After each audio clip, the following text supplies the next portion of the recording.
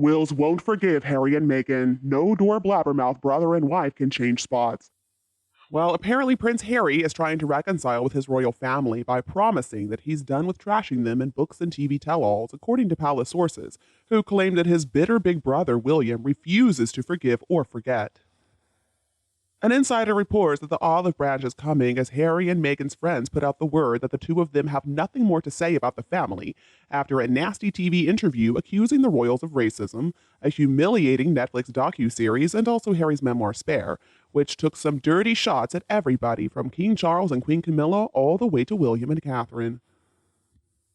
A palace courtier spills King Charles and other royals, including William's wife Kate, are optimistic this is a huge step in the right direction, and they won't have to worry about more nuclear attacks for a while at least.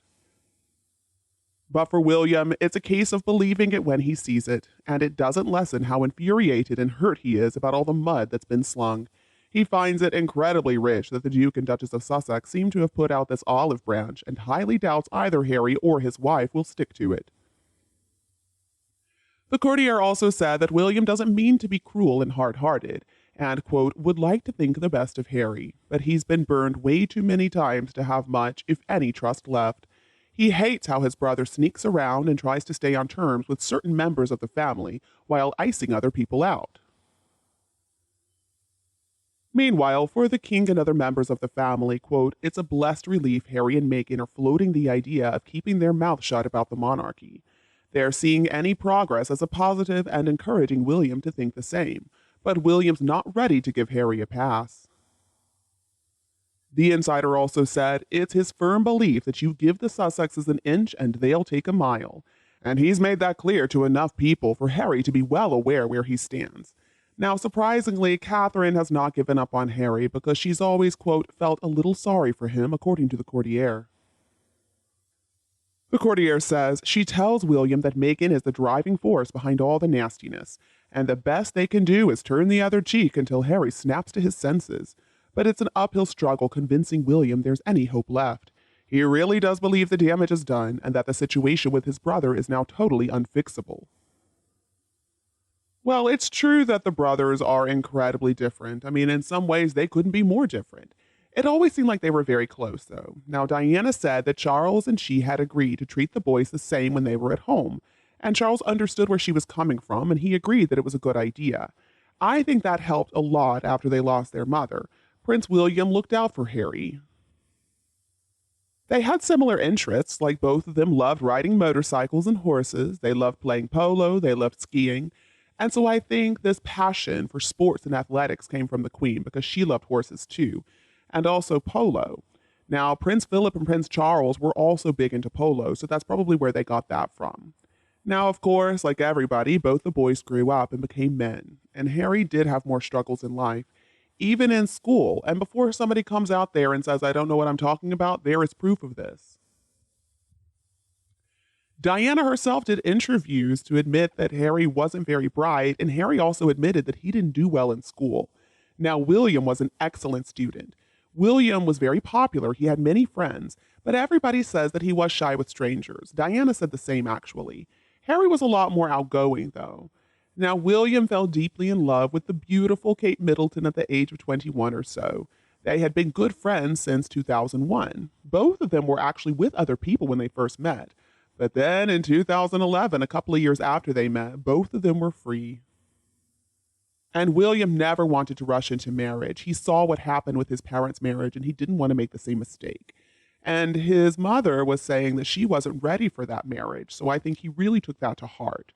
He saw his cousins Beatrice and Eugenie's parents also go through a divorce. That was very embarrassing, and it was difficult for the girls.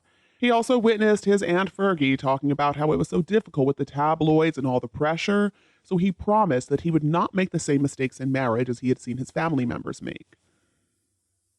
So after university in 2005, he went to Sandhurst for his training, and afterward he entered the military. From 2006 until 2014, he served, and then from 2014 until the end of 2016, he was flying rescue helicopters, and he was giving everything that he earned to charity. Such a wonderful man. So it was 10 years that he served and really helped people. And then, of course, he became a senior working royal. Now, he and Catherine got married back in 2011, and they were engaged in 2010. So he and Catherine first got engaged 5 years after he was finished with university. His father and grandfather gave him some good advice. They said, you have to decide, you got to be fair to Catherine. So he talked about what it would be like to be a royal wife with her, asking her if she could deal with it. Tabloids had been really nasty from 2005 until 2010. But anyway, that didn't scare Catherine away. She said yes. And now just look at them 10 years later, 3 gorgeous children, and so much good work. So let's look at Prince Harry's trajectory. All right, so he left the military sometime around the end of 2014 and began working full-time for the firm. Sometime in late 2016, he met Meghan Markle, the American actress, and they decided to get married. And then in 2018, they were married. Well, that fairy tale wedding didn't go how most people thought it would. It seems like right after the wedding, the trouble started. She just couldn't fit in. She didn't understand the requirements of the job. Seems like she had some trouble understanding what is expected from her when it comes to work and what would have been expected of her as a family member. But after about 18 months of tabloid torture, according to them, Harry and Meghan decided to step back, and that's when they headed to the US. Now, obviously, Harry didn't mature in the same way that his brother did. He still allows his feelings to completely dictate his behavior. He just strikes out in anger and resentment. If he feels like things didn't go his way or he was treated unfairly, boy, watch out. I mean, he has some really interesting ideas about what is fair, right? There's one son out there just doing his duty, and he'll become king someday. And the other one is in California doing who knows what. I assume he's trying to create a nice life for himself, but it doesn't look like he's succeeding. At the end of the day, Prince Harry and Prince William are 2 individuals, so of course we can't assume that they would be the same. Now, my 2 sons get on great, and they see each other all the time, but when they were little boys, oh my goodness, would they fuss and fight.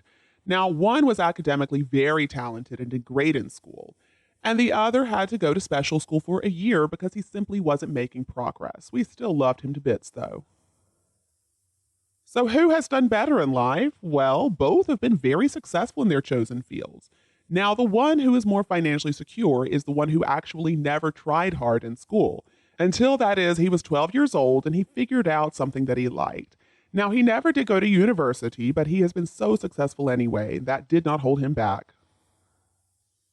The truth is, no one should be surprised that William and Harry are very different. I mean, typically, families are not filled with clones. Each child is an individual. They've got different talents, different abilities, and they should be considered as such. I think one of the problems with Harry was that they sent him to Eton, where his lack of interest in academics became very obvious. Maybe he should have gone to somewhere like Gordonston, where his love of sports and the outdoors would have really been encouraged, and maybe he could have had a better future. Now, King Charles went to Gordonston, but he said that it didn't really suit him. He thinks that Eton would have been better. Andrew, though, he thrived in the vigorous outdoor world that the school gave.